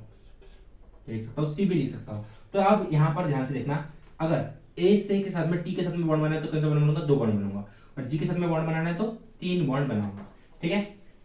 तो यहाँ पर देखो ये फॉस्फोरिक एसिड हो गया, ये पेंटोस शुगर हो गया, फॉस्फोरिक एसिड भी हो गया, पेंटोस शुगर भी हो गया। अब मुझे किसकी जरूरत है, एक नाइट्रोजनस बेस की जरूरत है। तो आप मुझे कमेंट में बताओ कौन सा नाइट्रोजनस बेस लगाओ, प्यूरिन लगाओ, पैरामिडिन लगाओ, बताओ प्यूरिन लगाओ या फिर पैरामिडिन लगाओ, कौन सा नाइट्रोजनस बेस लगाओ। मेरी इच्छा हो रही है कि मैं यहाँ पर क्या लगा दूं, एडेनिन वाला नाइट्रोजनस बेस लगा दूं, तो मुबारक हो, आपने नाम से डिकोड करके क्या कर दिया, आपने क्या बना दिया भाई, 1 न्यूक्लियोटाइड ऑफ डीएनए। आपने मुबारक हो, आपने क्या कर दिया, एक न्यूक्लियोटाइड बना दिया डीएनए का, आपने क्या कर दिया, एक डीएनए का न्यूक्लियोटाइड बना दिया बिना किसी एक्स्ट्रा झंझट के। आपने सिर्फ इतना समझा कि डीएनए का फुल फॉर्म क्या होता है, डीऑक्सीराइबोस न्यूक्लिक एसिड होता है। अब एक एसिड से मुझे समझ में आया कि इसके अंदर क्या होगा, फॉस्फोरिक एसिड होगा, एन से समझ में आया कि इसके अंदर क्या होगा, नाइट्रोजनस बेस होगा, ठीक है। नाइट्रोजनस बेस 4 तरीके के होते हैं हमारे डीएनए के अंदर, एडेनिन, ग्वानिन, साइटोसिन और थायमिन, ये हमको पहले से ही पता था। फिर हमने देखा कि हमको शुगर को याद करने में दिक्कत हो रही थी, तो हमने सीधा देखा डीऑक्सीराइबोस, हमको याद आ गया कि डीऑक्सीराइबोस एक नाम की शुगर होती है, तो कहां यूज होगी, डीएनए के अंदर यूज होगी, जिनको अगर हमने इन तीनों को जोड़ दिया तो हमको क्या मिला, फॉस्फोरिक एसिड को किसके साथ जोड़ा, पेंटोस शुगर के साथ में, और पेंटोस शुगर के साथ में किसके जोड़ा, नाइट्रोजनस बेस के साथ में जोड़ा, और मुझे क्या मिल गया, एक न्यूक्लियोटाइड मिल गया। अब मैं क्या करूंगा, इन बहुत सारे अब मैं क्या करूं, अगर इन नाइट्रोजन क्या बोल सकते हो, इन न्यूक्लियोटाइड्स को, बहुत सारे न्यूक्लियोटाइड्स को एक साथ जोड़ू, अगर बहुत सारे न्यूक्लियोटाइड्स को एक साथ जोड़ू तो मुझे क्या मिलता है, कंप्लीट स्ट्रक्चर मिल जाता है डीएनए का। वो आगे बताता हूं, ठीक है, बस इसको याद रखना, अभी इसको याद रखना, और इसको तो याद रखना ही है भाई, बस इसको याद रखना अभी थोड़ी देर के लिए, ठीक है। इसको एक बार लिख लो, उसके बाद में हम आगे बढ़ते हैं, ठीक है। इसको लिखो भाई, फट से लिखो, कि मैं अभी बहुत पावर यूज कर रहा हूँ, शक्ति ब्रो, नहीं क्या बोलते इसको, ऊर्जा ब्रो, ऊर्जा बहुत है अपने अंदर आज। तो एक बार लिख लो इसको फट से। तो बच्चा बाटी, let's move forward towards nucleotides of DNA, यानी कि डीएनए का न्यूक्लियोटाइड कैसा दिखता है इसको देखेंगे। तो तो देखो बच्चा पार्टी, हमने देखा था अभी, हमने थोड़ी देर पहले, जस्ट 2 सेकंड पहले हमने देखा कि हमने क्या बनाया था, डीएनए का न्यूक्लियोटाइड का स्ट्रक्चर बनाया था सर। क्या बनाया था, डीएनए का न्यूक्लियोटाइड का स्ट्रक्चर बनाया था सर। ठीक है, बनाया था ना सर, बनाया था सर। फिर हमको पता चला था सर कि डीएनए क्या है सर, एक न्यूक्लिक एसिड है सर। डीएनए क्या है सर, एक न्यूक्लिक एसिड है सर। डीएनए क्या है, न्यूक्लिक एसिड है सर, जो कि क्या बनता है, बहुत सारे न्यूक्लियोटाइड से मिलकर बनता है सर, बहुत सारे न्यूक्लियोटाइड से मिलकर बनता है। तो सर, तो इतनी बात तो समझ में आ गई सर कि एक न्यूक्लियोटाइड से तो हमारा कुछ भी नहीं होने वाला, एक न्यूक्लियोटाइड से तो पानी भी नहीं निकलने वाला, एक न्यूक्लियोटाइड से तो कुछ घंटा फर्क नहीं पड़ने वाला हमारे डीएनए को। हमारे को अगर डीएनए बनाना है तो हमें बहुत सारे न्यूक्लियोटाइड की जरूरत पड़ेगी सर। तो हम क्या करेंगे, अभी क्या करेंगे, बहुत सारे क्या बोल सकते हो, न्यूक्लियोटाइड्स को मिलाकर डीएनए बनाने की कोशिश करने वाले हैं। कोशिश नहीं करेंगे, बनाकर दिखाएंगे। देखिए कैसे बनाते हैं। सबसे पहली बात तो यहाँ पर एक न्यूक्लियोटाइड ले लेता हूं मैं, यहाँ पर क्या कर लेता हूँ, एक न्यूक्लियोटाइड लगा लेता हूँ। अब न्यूक्लियोटाइड को लगाने के लिए मुझे क्या चाहिए, शुगर चाहिए। क्या चाहिए, शुगर चाहिए। और ये फॉस्फेट हो गया, फॉस्फेट हो गया। यहाँ पर मैं लगा लेता हूँ अपना नाइट्रोजनस बेस, एडेनिन, एडेनिन, कुछ इस तरीके से। तो ये क्या होगा मेरा एक न्यूक्लियोटाइड। यहाँ पर मैं दूसरा न्यूक्लियोटाइड बना देता हूँ। बना दूं क्या, बना दूं क्या, क्योंकि हमारा एक न्यूक्लियोटाइड से तो पेट नहीं भरेगा ना, तो हमें 2 न्यूक्लियोटाइड या फिर 3 न्यूक्लियोटाइड या फिर 5 न्यूक्लियोटाइड की जरूरत पड़ेगी। तो यहाँ पर कौन सा डाल दूं, टी डाल देता हूँ। ठीक है, और यहाँ लगा देता हूँ पी, यानी कि फॉस्फोरिक एसिड। ठीक है, यहाँ पर फॉस्फोरिक एसिड लिखा हो। ठीक है, फिर यहाँ पे और एक लगा देता हूँ। एक न्यूक्लियोटाइड से मेरा कुछ नहीं होने वाला, 2 से भी कुछ नहीं होने वाला। यहाँ पर तीसरा भी लगा देता हूँ, यहाँ पर तीसरा भी लगा देता हूँ। ये हो गया आपका पी। ठीक है, तो ये क्या हो गया आपके नाइट्रोजन, क्या बोल सकते हैं, एक न्यूक्लियोटाइड हो गया, ये दूसरा न्यूक्लियोटाइड हो गया और तीसरा न्यूक्लियोटाइड हो गया। यहाँ पर मैंने कितने न्यूक्लियोटाइड बनाए बताए, यहाँ पर मैंने कितने न्यूक्लियोटाइड बनाए बताओ। यहाँ पर मैंने कितने न्यूक्लियोटाइड बनाए हैं, कमेंट में एक बार बताओ। देखो, ये पूरा का पूरा क्या हो गया आपका, एक न्यूक्लियोटाइड हो गया। ये पूरा का पूरा क्या होगा आपका, एक न्यूक्लियोटाइड हो गया। तो ये कितने हो गए, 1 2 3। कितने न्यूक्लियोटाइड बनाया भाई, 3 न्यूक्लियोटाइड बनाया। उसी तरीके से अब मुझे पता है, अगर मैंने क्या बनाया है, डीएनए बनाया है, अगर मैंने क्या बनाया है, डीएनए बनाया है, अगर मैंने क्या बनाया है, डीएनए बनाया है, तो हमने चारगाफ रूल के अंदर पढ़ा था कि जितने पायरामिडीन्स होंगे, जितने प्यूरिन्स होंगे या फिर पायरामिडीन्स होंगे, उतने ही क्या होंगे, प्यूरिन्स होंगे या फिर पायरामिडीन्स होंगे। क्या देखा था हमने चारगाफ रूल के अंदर, जितने प्यूरिन्स उतने ही क्या होंगे, पायरामिडीन्स, उतने ही क्या होंगे, पायरामिडीन्स होंगे। ये हमने कहा देखा था, पायरामिडीन्स होंगे, कहां देखा था, चारगाफ रूल के अंदर पढ़ा था। तो अब मुझे बताओ, यहाँ पर प्यूरिन्स कहां है, 1 2, और पायरामिडीन कहां है, 1। तो अब प्यूरिन्स और पायरामिडीन्स कहां है, 2 है। और क्या बोल सकते हो, क्या बोल सकते हो इसको, क्या है बताओ, ग्वानिन क्या है, प्यूरिन, प्यूरिन, और ये पायरामिडीन, प्यूरिन प्यूरिन पायरामिडीन। जितने प्यूरिन्स होंगे उतने ही पायरामिडीन्स होंगे, इतना हमको पता था। तो यहाँ पर तो अनइक्वल हो गया भाई, यहाँ पर 2 क्या हो गया, प्यूरिन्स होगा और 1 पायरामिडीन हो गया। तो इसको बैलेंस करने के लिए अब हम क्या करेंगे, यहाँ पर अपोजिट साइड में बनाएंगे। क्या बनाएंगे, अपोजिट साइड में बनाएंगे। देखो कैसे बनाते हैं। अब एडेनिन के साथ में कौन जोड़ी बनाता है, एडेनिन के साथ में कौन जोड़ी बनाता है, एडेनिन के साथ में कौन जोड़ी बनाता है, बनाता है भैया थायमीन। कौन बनाता है, थायमीन बनाता है। 80 80 80 80 80, फिर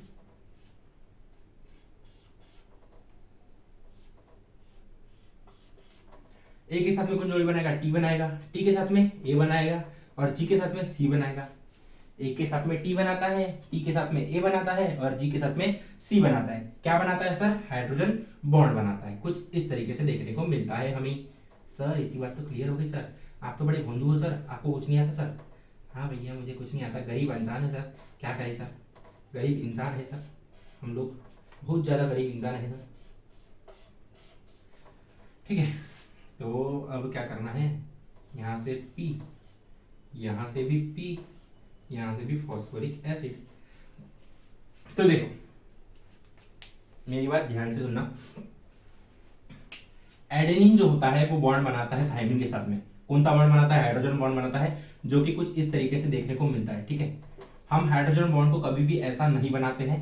ठीक है, अगर कार्बन कार्बन का बॉन्ड होता है तो हम ऐसा बनाते हैं, बट हाइड्रोजन बॉन्ड की जब बात आती है तो कुछ इस तरीके से हमें बनाना होता है। ठीक है, तो यहाँ पर भी 2 बॉन्ड बनेंगे, बट यहाँ पर क्या होंगे, 3 बॉन्ड बनते हैं, 1 2 3। ठीक है, 1 2 3 2 3, यहाँ पर बन गए हमारे 3 बॉन्ड, किसके बीच में, ग्वानिन और साइटोसिन के साथ में। तो यहाँ पर क्या हो गया, हमने किसके, क्या बोल सकते हो, 1 सेकेंड, क्या बोल सकते हो यार, हमने नाइट्रोजनस बेस को क्या बोल सकते हो, नाइट्रोजनस बेस के क्या बोल सकते, वन सेकेंड, नाइट्रोजनस बेसिस के बीच में बॉन्ड बनाकर उनको क्या कर दिया, एक्टिव कर दिया। क्या कर दिया, एक्टिव कर दिया। क्योंकि ये देखो एडेनिन क्या है, एडेनिन क्या है, प्यूरिन है, प्यूरिन है, और ये टी क्या है, पायरामिडिन है। ठीक है, पायरे, वन सेकेंड, पायरीमिडिन है, क्या है, पायरामिडिन है। और इसके पहले मैंने तुम्हें बताया था कि प्यूरिन्स और पायरामिडिन्स अलग अलग रहते हैं तो इनएक्टिव रहते हैं, प्यूरिन्स और पायरामिडिन्स अलग अलग रहते हैं तो इनएक्टिव रहते हैं। बट जैसे ही वो बॉन्ड बनाते हैं एक दूसरे के साथ में तो वो क्या हो जाते हैं, एक्टिव हो जाते हैं। तो अब मुझे बताओ, जब मैंने एडेनिन और थायमिन के बीच में बॉन्ड बनाया, ये इनएक्टिव है या एक्टिव है? सर ये एक्टिव है, क्योंकि मैंने प्यूरिन्स और पायरामिडिन्स के बीच में क्या बना दिया है, क्या बना दिया है, बॉन्ड बना दिया है। और यहाँ पर दूसरा रूल भी सेटिस्फाई हो गया, जितने प्यूरिन्स उतने ही पायरामिडिन्स। तो देखो कितने टी है यहाँ पर, 2 टी है। यहाँ पर क्या है, अरे सर आपने तो गड़बड़ कर दी सर। नहीं बेटा, देखो purine purine purine, sorry pyrimidine pyrimidine pyrimidine, कितने हैं, 3 पायरामिडिन है। क्या है, 3 पायरामिडिन है, 1 2 3। उसी तरीके से प्यूरिन भी कितने हैं, 1 2 3, तो हो गया ना, 3 3 3 इज इक्वल टू 3। तो यहां पर भी रूल सेटिस्फाई, यहां पर भी रूल सेटिस्फाई हो गया। अब मुझे पता है कि डीएनए जो होता है, डीएनए जो होता है वो कुछ इस तरीके से देखने को मिलता है सर। डीएनए जो होता है वो कुछ इस तरीके से मुझे देखने को मिलता है। तो ये जो बीच का डंडा होता है वो ये होता है, ये वाला जो पार्ट होता है ना, ये होता है आपके अंदर का पार्ट। ये वाला जो होता है ना, ये होता है आपके अंदर का पार्ट। ठीक है, ये वाला जो पार्ट होता है वो आपका होता है वो अंदर का पार्ट। ठीक है, फिर ये वाला जो ये होती है, क्या बोल सकते हो, ये वाली जो स्ट्रैंड होती है वो बनती है इससे, वाली जो स्ट्रैंड होती है ये पूरी की पूरी इससे बनती है। किससे बनती है, इससे बनती है। और ये जो स्ट्रैंड है, ये जो स्ट्रैंड है इसको मैं रेड कलर से बनाता हूँ, इसको मैं बनाता हूँ रेड कलर से। इसको मैं कैसे बनाता हूँ, रेड कलर से बनाता हूँ ताकि आपको अच्छे से समझे। तो देखो ये वाली रेड वाली जो स्ट्रैंड है, ये वाली जो रेड वाली जो स्ट्रैंड है यहाँ पर, ये वाली रेड वाली जो स्ट्रैंड बनाया हूँ मैंने, ठीक है, ये वाली जो रेड वाली जो स्ट्रैंड मैंने यहाँ पर बनाया हूँ, ये बनती किससे भाई, ये किससे बनती है, इससे। किससे किससे, phosphoric acid, phosphoric acid plus sugar, sugar से मिलकर क्या बनती है, ये आपकी रेड वाली, या फिर रेड वाली ले लो या फिर ब्लू वाली ले लो, ये दोनों किससे बनती है, फॉस्फोरिक एसिड या फिर शुगर से मिलकर बनती है। ठीक है, इसको हम क्या बोलते हैं, बैकबोन बोलते हैं। इसको हम क्या बोलते हैं, बैकबोन बोलते हैं। क्या बोलते हैं, बैकबोन बोलते हैं। क्या बोलते हैं, बैकबोन बोलते हैं। इतनी बात क्लियर। अब सर हमने देखा है सर कि ये होते हैं, क्या होते हैं सर, ये बीच के जो डंडे होते हैं ये एक दूसरे के साथ में कनेक्टेड होते हैं सर पीछे से। देखो यहाँ पर ये दोनों कैसे एक दूसरे से कनेक्टेड है, यहाँ पर गैप है क्या, नहीं है, यहाँ पर गैप है क्या, नहीं है, यहाँ पर गैप है क्या, नहीं है। तो ये कैसे एक दूसरे के साथ में कनेक्टेड है, एक दूसरे के साथ में कैसे है, कनेक्टेड है। और वो कनेक्टेड कैसे होते हैं, वो कुछ इस तरीके से यहाँ पर बॉन्ड बनाते हैं, कुछ इस तरीके से यहाँ पर बॉन्ड बनाते हैं और कनेक्ट हो जाते हैं। क्या होते हैं, कुछ इस तरीके से बॉन्ड बनाकर एक दूसरे के साथ में क्या हो जाते हैं, कनेक्ट हो जाते हैं। क्या होते हैं, कनेक्ट हो जाते हैं। और ये होता है आपका complete structure of DNA. DNA का कुछ कंप्लीट स्ट्रक्चर कुछ इस तरीके से दिखता है। ये होता है अल्ट्रा स्ट्रक्चर, ये होता है अल्ट्रा, देखो ये होता है अल्ट्रा स्ट्रक्चर, ये होता है अल्ट्रा स्ट्रक्चर। ठीक है, ये होता है अल्ट्रा स्ट्रक्चर और ये होता है नॉर्मल स्ट्रक्चर। ये वाला होता है नॉर्मल स्ट्रक्चर। ये क्या होता है आपका, normal structure, normal structure, normal structure होता है। क्या होता है, नॉर्मल स्ट्रक्चर होता है। और ये होता है अल्ट्रा स्ट्रक्चर। दोनों के बीच में डिफरेंस बता दिया, दोनों के बीच में कोई भी डिफरेंस नहीं है। नॉर्मल स्ट्रक्चर और अल्ट्रा स्ट्रक्चर के अंदर कोई भी डिफरेंस नहीं है। बस इतना फर्क होता है कि नॉर्मल स्ट्रक्चर के अंदर हम बाहर से देखते हैं, मतलब ऊपरी ऊपरी देखते हैं, बट अल्ट्रा स्ट्रक्चर को हम और खोल के देखते हैं। अब जैसे कि ये मेरा हाथ है, ये नॉर्मली तुमको कैसे दिख रहा है, अच्छा दिख रहा है, बट जैसे ही मैं इसको जूम करूं माइक्रोस्कोप के अंदर तो इसके अंदर मुझे बहुत सारी चीजें देखने को मिलेगी, बैक्टीरिया देखने को मिलेगा, कुछ दुनिया भर का कुछ ना कुछ देखने को मिलेगा, राइट। तो जब मुझे दुनिया भर का कुछ ना कुछ देखने को मिलता है तो उसको हम बोलते हैं अल्ट्रा स्ट्रक्चर। और नॉर्मल स्ट्रक्चर तो कुछ ऐसा ही होता है। ठीक है, तो ये हो गया, ये भी हो गया। Clear, clear. अभी तक हमने सीखा, आज के एपिसोड के अंदर हमने सीखा सर कि डीएनए जो होता है ये बहुत चालू चीज होता है सर। ये कमीना जो होता है ये चारगाफ रूल के दोनों ही रूल फॉलो करता है और तीसरा रूल भी फॉलो करता है कि प्यूरिन्स और पायरामिडिन्स जब तक बॉन्ड नहीं बनाएंगे तब तक इनएक्टिव रहते हैं। तो सर ये कैसा करता है, प्यूरिन्स और पायरामिडिन्स के बीच में टाका भिड़ा देता है। टाका भिड़ाने के बाद में ये लोग एक्टिव हो जाते हैं सर। एक्टिव हो जाते क्या हो जाता है, एक्टिव हो जाते हैं। और एक्टिव हो जाने के बाद में अपना काम करते हैं सर। ठीक है सर, काम तो करते ही सब लोग। ठीक है, फिर हम देखते हैं कि चारगाफ का एक रूल होता है, जितने प्यूरिन्स उतने ही पायरामिडिन। तो ये लोग वो भी सेटिस्फाई करवा देता है सर, ये कमीना वो भी सेटिस्फाई करवा देता है। जितने ए जितने प्यूरिन्स एडेनिन 1 2 3 उतने ही पायरामिडिन्स भी ला देता है 1 2 3। बहुत कमीना है सर। तो चारगाफ का रूल भी सेटिस्फाई करवा दिया सर। फिर हमने देखा सर कि ये यहाँ पर एक बैकबोन बनती है सर। इसको हम क्या बोलते हैं, बैकबोन बोलते हैं। ये स्ट्रैंड जो होती है जहां पर हमारे नाइट्रोजनस बेसेस, जहां पर हमारे नाइट्रोजनस बेस अटैच होते हैं। बैकबोन क्या होती है, जहां पर हमारे नाइट्रोजनस बेस अटैच होते हैं। बैकबोन क्या होती है, जहां पर हमारे नाइट्रोजनस बेस अटैच होते हैं। दिमाग में डालो, दिमाग में डालो। नाइट्रोजनस बेस क्या होते हैं, सॉरी, बैकबोन क्या होती है, जहां पर हमारे नाइट्रोजनस बेस अटैच होते हैं। वो कैसे बनती है, फॉस्फोरिक एसिड और शुगर से मिलकर बनती है। कौन सी शुगर, कौन सी शुगर, वापस से शुगर, वापस से शुगर, कौन सी sugar, deoxyribose sugar, deoxyribose sugar, deoxyribose sugar.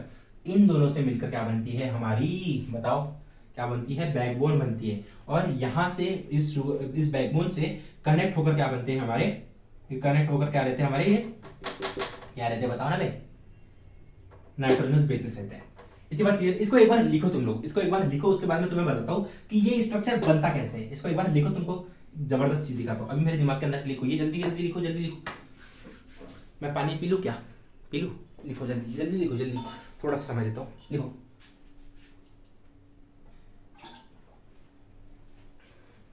मुझे ऐसा लगता है आज का लेक्चर बहुत ज्यादा लंबा हो गया। हाँ भाई, लंबा तो हो गया है, बहुत ज्यादा लंबा हो गया। अभी कैसा एरर नहीं आ रहा है कैमरा के अंदर, तो कोई टेंशन नहीं, मैं कितना भी घंटा रिकॉर्ड कर सकता हूँ, बट आपका भी सोचना पड़ेगा ना। वैसे आज हम क्या करते हैं, सिर्फ और सिर्फ आरएनए का सॉरी डीएनए का स्ट्रक्चर पढ़ लेते हैं, फिर कल अपन क्या करेंगे, आरएनए का स्ट्रक्चर पढ़ लेंगे, ठीक है। देखो तुम्हारे पास में बहुत समय है, तुमको ऐसा लग रहा होगा कि सर हमारे यूनिट टेस्ट स्टार्ट हो गए, हमारे यूनिट टेस्ट स्टार्ट हो गए, बट सर का सिलेबस कंप्लीट नहीं हुआ। तो भाई तुम्हें एक बात बताऊं मैं, हमारा ऑलमोस्ट सिलेबस कंप्लीट हो चुका है। अभी हमें सिर्फ और सिर्फ 4 से 5 चैप्टर कंप्लीट, 4 से 5 चैप्टर नहीं, बहुत ज्यादा हो जाते, 4 चैप्टर कंप्लीट करने हैं, ठीक है। हालांकि इसके पहले अपन ने कौन से कंप्लीट कर दिया, इन्वायरमेंटल मैनेजमेंट कंप्लीट हो चुका है, सोशल हेल्थ कंप्लीट हो सकता है, डिजास्टर मैनेजमेंट कंप्लीट हो चुका है। ये 3 चैप्टर ऐसे हैं जो कंप्लीट कर चुके हैं अपन लोग, ठीक है। अभी हम 4th चैप्टर के ऊपर है, अपने हेरिडिटी एंड इवोल्यूशन चैप्टर के ऊपर है, राइट। हमारा स्ट्रेटेजी अलग है, मैं तुमको स्टार्टिंग में ही बताया था कि अपना अपन चलता अलग सिक्का है, अपना अलग ही चलता है, क्योंकि हम पहले हाई वेटेज वाले चैप्टर कंप्लीट करके आ रहे हैं, हाई वेटेज और इजी वेटेज वाले चैप्टर को कंप्लीट कर चुके हैं। अभी हम कहाँ जा रहे हैं, high weightage but hard chapters को कंप्लीट कर रहे हैं, ठीक है। तो लिख लिया क्या तुमने, ठीक है। अभी मैं तुम्हें बताता हूँ कि ये स्ट्रक्चर बना कैसे है। तो देखो, ये होती है बैकबोन, ये क्या होती है आपकी बैकबोन होती है। तो इसको मैं जोड़ते हुए चलता हूँ। देखो यहाँ पर मैं क्या करता हूँ, इसके ऊपर आउटलाइन बनाना स्टार्ट करता हूँ। क्या करता हूँ, आउटलाइन बनाना स्टार्ट करता हूँ। क्या करता हूँ, आउटलाइन बनाना स्टार्ट करता हूँ, ठीक है। ये बन गई, ये बन गई। उस तरीके से इसको भी बना देते हैं,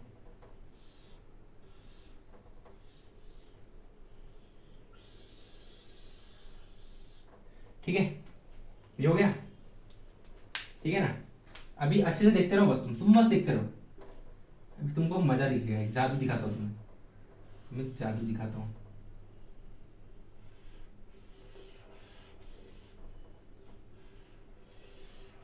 ये क्या बन गई, एक सीढ़ी बन गई। ये क्या बन गई, एक तरीके की सीढ़ी बन गई। ये क्या बन गई, एक तरीके की सीढ़ी बन गई। क्या बन गई भाई, सीढ़ी बन गई। सीढ़ी बन गई क्या नहीं, बताओ। ये सीढ़ी बन गई क्या नहीं बन गई, बन गई ना सर, सीढ़ी बन गई। क्या बन गई, सीढ़ी बन गई। इसको मैं मिटा रहा हूँ, ठीक है। आई होप तुमने इसको लिखा हो, ठीक है। ये क्या है, अपनी एक सीढ़ी बन गई। क्या बन गई, सीढ़ी बन गई।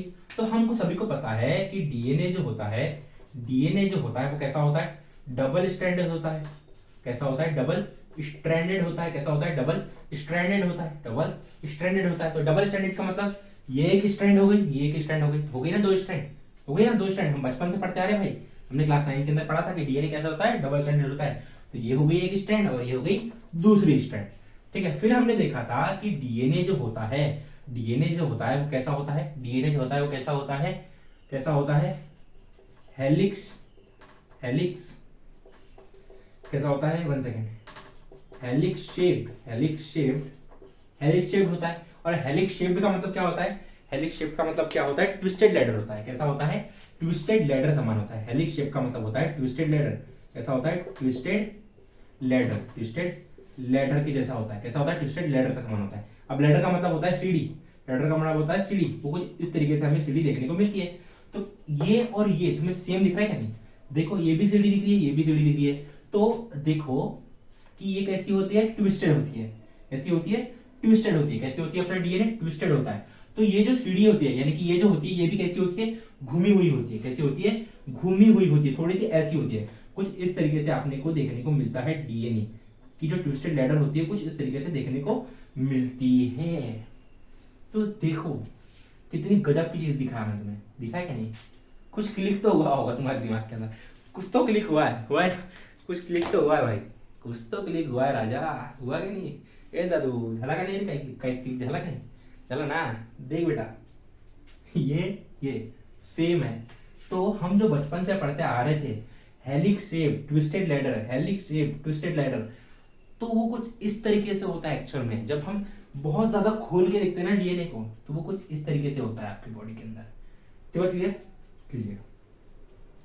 तो यहाँ पर ये होता है आपका डीएनए का कंप्लीट स्ट्रक्चर समाप्त। क्या होता है डीएनए का कंप्लीट स्ट्रक्चर समाप्त? तो झलीला है बाड़ू, क्या झला है? समाप्त झलीला है भाव, ठीक है।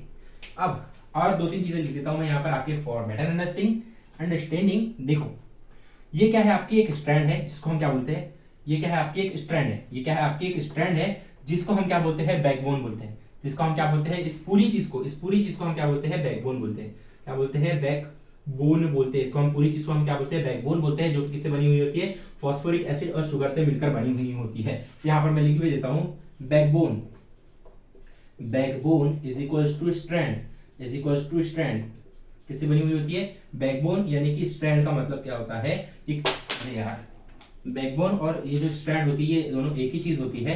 ये किससे बनी हुई होती है, फॉस्फेट यानी कि फॉस्फोरिक एसिड, फॉस्फेट का मतलब ही फॉस्फोरिक एसिड होता है, और शुगर से मिलकर बनी हुई होती है, फॉस्फेट और शुगर से मिलकर बनी हुई होती है। और एक चीज नहीं बताता हूं,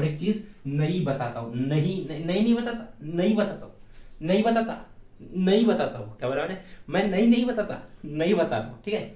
मैं नहीं बता रहा हूं, नहीं बता रहा हूं, क्या बता रहा हूं, न्यू चीज बता रहा हूं। देखो यहां पर देखो, ये क्या है आपका नाइट्रोजनस बेस है, ये क्या है आपका नाइट्रोजनस बेस है, ये क्या है आपका नाइट्रोजनस बेस है, ये क्या है आपका नाइट्रोजनस बेस है।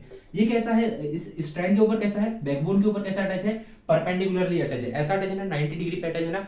तो यहां पर ध्यान से देखना, नाइट्रोजनस बेस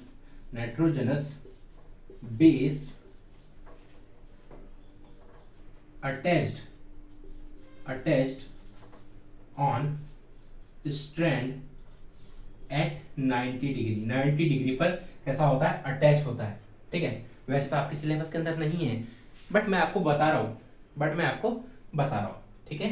क्लियर अभी स्ट्रक्चर खुला है इसलिए बता रहा हूँ। वैसे तो आज का लेक्चर अभी तक एंड हो जाना चाहिए था, मुझे बस आपको यहाँ तक पहुंचाना था, तो हो गया अपना काम। यानी कि आज का लेक्चर का कोटा कंप्लीट हो चुका, बस मैं आपको थोड़ा बहुत एक्स्ट्रा नॉलेज दे रहा हूँ ताकि काम आ जाए आपके, ठीक है। मैं सही बता रहा हूँ, मैं जब क्लास 10 के अंदर था ना, बहुत ज्यादा खुरापती था भाई, बहुत ज्यादा खुरापती था मैं, सही। मुझे पढ़ना था सिर्फ डीएनए पढ़ना था, और फिर मैंने लगा लिया लेक्चर, जबरदस्त वाले लेक्चर लगा लिया। मेरा भाई देख के हंस रहा है, बोले 10वीं क्लास का लड़का है, क्या पढ़ रहा है, बोले तेरे को समझ में भी आ रहा है। उस टाइम मुझे कुछ भी समझ में नहीं आया था, बट जब से जैसे आगे पढ़ा वैसे समझ में आने लगा कि भाई वो जो पढ़ा था वो अभी काम आ रहा है। तो वही चीज है, जब तुम्हें अभी ये पढ़ लोगे ना, तुमको आगे जाके बहुत काम आएगी ये चीजें, ठीक है। तो आज के लेक्चर को अपन यहाँ पर एंड करते हैं। कल के लेक्चर के अपन अंदर क्या देखने वाले हैं, इसको देख लूं मैं थोड़ा सा, करिकुलम देख लिया जाए। देखिए क्या, आज बहुत ज्यादा इंफॉर्मेशन हो चुकी है, आज के लेक्चर को अपन यहीं पर एंड करते हैं। कल के लेक्चर के अंदर अपन आरएनए का स्ट्रक्चर कंप्लीट करेंगे, और डीएनए के बारे में थोड़ी बहुत चीजें बची हुई है जो आपके सिलेबस से रिलेटेड है, उसको भी मैं आपको कंप्लीट करवा दूंगा। कोडाउन वगैरह क्या होता है उसको देख लेंगे, ठीक है। मुझे लगा कैमरा ऑफ हो गया है, ठीक है। तो कल अपन देख लेंगे, तब तक के लिए ओके, टाटा बाय बाय। और आपको अगर लेक्चर समझा हो भाई, तो प्लीज मुझे एक बार कमेंट बता दिया करो। अगर आपको डाउट है तो प्लीज एक बार बता दिया करो ना, उसमें आपका क्या जा रहा है भाई। देखो एक टीचर जो होता है वो भूखा होता है स्टूडेंट्स का, हैं मतलब सर आप स्टूडेंट्स को खा जाते हो? नहीं बेटा, हम चाहते हैं कि आप मुझसे डाउट पूछो, ठीक है। पर आप डाउट ही नहीं पूछते हो, मुझे ऐसा लगता है कि आपको सब कुछ समझ में आता है। मुझे सही में ऐसा लगता है कि आपको सब कुछ समझ में आ रहा है, ठीक है। अगर समझ में आ रहा है तो बता तो दिया करो कि सर समझ में आ रहा है, ठीक है, तभी तो इंटरेक्शन हो पाएगा अपने बीच में। तो चलो, अगर आपको किसी भी चीज में दिक्कत आती है तो आप मुझसे संपर्क कर सकते हैं, इंस्टाग्राम पर कर सकते हैं, इंस्टाग्राम की लिंक आपको डिस्क्रिप्शन में मिल जाएगी। टेलीग्राम पर भी कर सकते हैं सर, पर टेलीग्राम पर आपको चैट करने का ऑप्शन नहीं मिलेगा। और अगर आपको करना ही है, इमीडिएटली करना है, तो कमेंट सेक्शन में कर दीजिए, आपको पर्सनलाइज आंसर मैं कर दूंगा। तब के लिए ओके, टाटा बाय बाय, मिलती है सायोनारा, चामाते हैं।